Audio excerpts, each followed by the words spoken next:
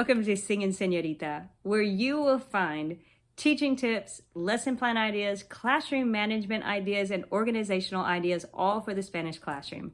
My name is Cami, and today I'm going to talk about the food unit. We are actually on week 3. So I've already taught my students the breakfast and lunch vocabulary. We introduced the dinner vocabulary last week.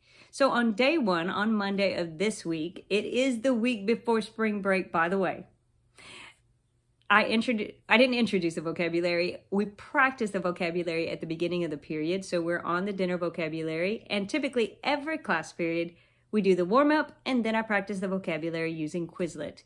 So we did that and I called on every single student. And then I introduced 4 questions so that they can use that vocabulary in conversation. So I introduced, ¿Cuál es tu comida favorita? ¿Qué te gusta beber? ¿Qué te gusta comer? And prefieres esto o esto? So we practiced through that. I went through those 4 questions about 3 or 4 times for each class period using my index cards that have the student names on it. So I'm making sure that I am calling on every student and different students, not just volunteers for these things, because I knew I wanted to put those questions on the quiz. Also on this quiz, I wanted them to spell. So sometimes my students will write their words incorrectly in their vocabulary list. So this is one of the ways that I use to check their spelling so they can check their spelling. I did the word search with the English at the bottom and then the words in Spanish. So when they're looking for the words, sometimes they will catch their errors because their notes will be one way, but they're finding it pretty close. So they check their notes and usually they'll fix it. Then on day 2, this is where my students shocked me. So I had planned to go through writing sentences in the plural. So I taught them all the rules for making things plural. And then we did some examples. I gave them their assignment. And then as I was walking around, I realized they caught on very quickly. As a side note, I came into this school midway through the year. So I came in January. So there are still some things that I'm finding out. Do they know this well or do they not know this well? So that is one of the things. They knew how to make things plural pretty well. So I asked them, would you like to do 2 grammar lessons in 1 class period and then have tomorrow be a game day where we practice for the quiz? And they agreed to it. So I went through the lesson of ser. So I found out that they knew eres and soy. We'd been using them since I'd been there pretty well. But the other forms, they didn't know that it was the verb ser that they were using in class. So we went over all of the forms. We practiced it back and forth. We went in, we gave examples and wrote sentences in all of the forms. And so I gave them an assignment for that, and they actually finished both of those. So the next day ended up being a game day, which meant I had to figure out games to last an entire period. So what I did is I took these sheets that I had made to be flashcards that you could copy front and back. So I copied them separately, the pictures and then the words, and then I did it on cardstock, and then I made up one game. So the first game that we played on day 3, I called Agárralo. So what I would do is they would have a pair or a group of 4. So this is where the students, I'll call out a word and then they will slap it. So let's say I called out el pollo, and then each of them would race to slap the right word. You see, they slapped the wrong one, so there you go. And then that student gets to keep that paper as their point. So then, after that, we played a traditional game of memory. So they took all of the picture cards, flipped them over, and then I added in the word cards. So here you see the student is flipping the cards over. They don't match, so they turn them back over. So we know the traditional way that you play match.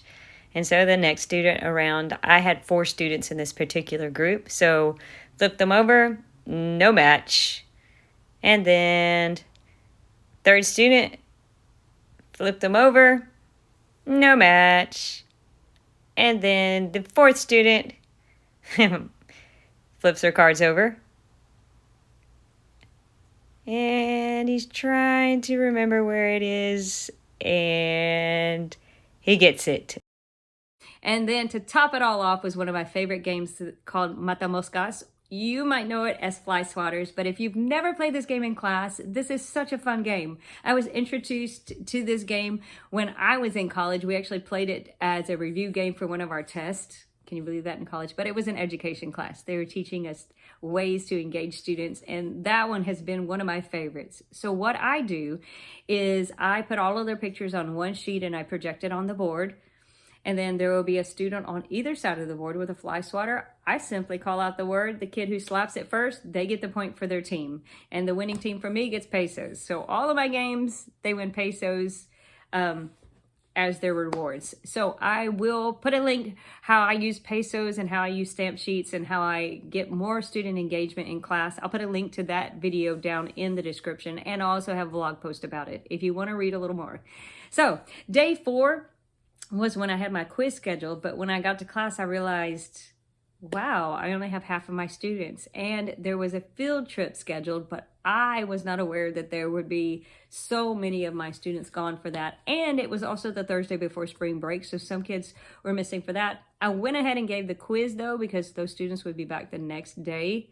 So I gave the quiz, but before we did that, I decided there's no use in going over anything new with that many students and right before spring break. So we played 2 rounds of Book It. I promise I do not play this many games in my class all the time. But Book It is a fun game if you've never played that. The kids love it. They beg for it, but I don't like to play it all the time. So they played 2 rounds of that. Winners got their peso prizes, and then we went on to the quiz. Then the next day, it is Friday before spring break. So I knew I had to do something interesting. So I had a plan, but then things change a little bit in each class. So what I decided to finally do was introduce a song, because we had gone over the forms of ser. So I found this song that I really, really like the song myself. It's called Soy Yo, and I'll put the link for that in the description. But it is a fun song, and what I have my students do is listen to the video with no words, and they had to write down the words they heard. Then we talked about that. Then what I did is I pulled up the subtitles. So they listened and watched, and then wrote more words, and then we talked about those. And then I focused in on the chorus. And then we went through the chorus very slowly because there were some cognates in there, and we talked about what we thought the song was talking about. And some of my students absolutely loved the song and said, Miss Flanagan, we should listen to more songs in class. And then I had my other students were like, I would never listen to that. Typical teenage reactions. But they enjoyed the song. And then I followed up with a cultural activity. We had half the class period left after that. So we made papel picado, because I know in the future we are going to have a cultural experience that involves food. So I wanted to get them ready of how to make those decorations for my classroom. So I walked them step by step through making papel picado for class. And then that was a great way to end the week for spring break. So I hope that you have gotten some ideas of what you can use in your classroom. Again, I'm going to leave all of the things that I've talked about in the description box for you if you want to follow any of those links. I also have some freebies for you if you want your own peso sheet or see what I do in my classroom. They are free for you to use. So thanks for listening, and I hope I see you next week as we continue with Singing Señorita. Adios, guys.